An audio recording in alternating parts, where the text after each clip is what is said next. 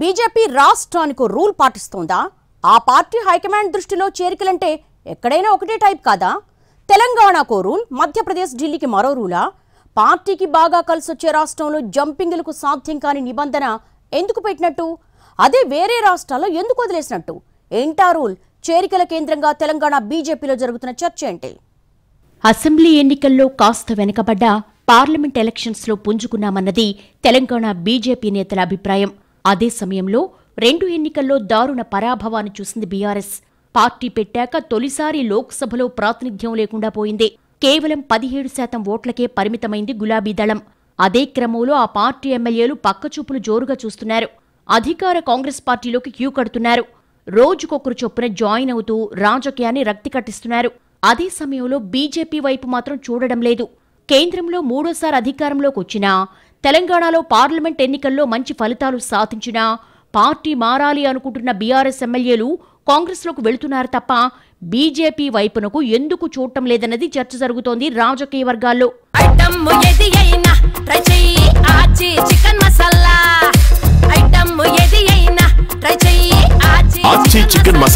ఆ పార్టీ రానివ్వడం లేదా, లేక సదరు ఎమ్మెల్యేలే కమలదళంలో చేరేందుకు సిద్ధపడటం లేదా అన్న చర్చ జరుగుతున్న టైంలో ఓ వాదన గట్టిగా వినిపిస్తోంది.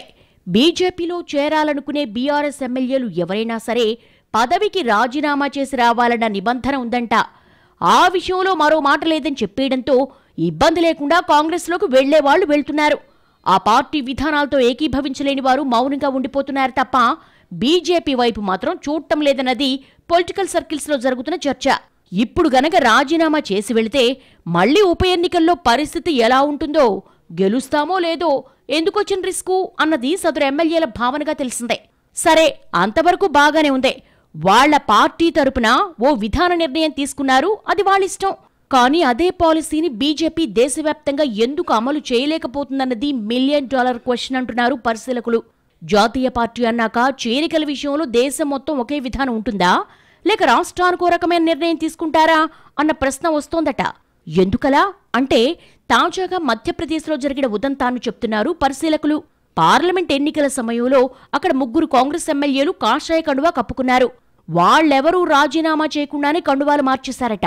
అందులో ఒకరికి మంత్రి పదవి కూడా దక్కింది. సదరు మంత్రివర్యులు కేబినెట్ బెర్త్ తీసుకున్నాక ఎమ్మెల్యే పదవికి రాజీనామా చేశారట. అలాగే 2 రోజుల క్రితం ఢిల్లీ ఆప్ ఎమ్మెల్యే ఒకరు బీజేపీ తీర్థం పుచ్చుకున్నారు. ఆయన కూడా రాజీనామా చేయకుండానే కాషాయ దళంలో చేరిపోయారు. ఇదే ఇప్పుడు తెలంగాణ బీజేపీ వర్గాలను వేధిస్తున్న ప్రశ్న. అక్కడెక్కడా లేని నిబంధన తెలంగాణలో మాత్రమే ఎందుకని అడుగుతున్నారు. అక్కడ చేర్చుకున్నట్టే ఇక్కడ కూడా డైరెక్ట్గా గేట్లు ఓపెన్ చేస్తే పార్టీ బలం పెరుగుతుంది, అసెంబ్లీలో ఎమ్మెల్యేల సంఖ్య పెరుగుతుంది, కాంగ్రెస్లోకి వలసల్ని ఆపొచ్చన్న అభిప్రాయం వ్యక్తమవుతోంది. దీని వెనకేమైనా పార్టీ ఢిల్లీ పెద్దల వ్యూహం ఉండుంటుందా అని వెతికే పనిలో బిజీగా ఉన్నారట టీజీ బీజేపీ నేతలు. మరి లోగుట్టేంటో పెద్దోళ్ళకే ఎరుకు మరి.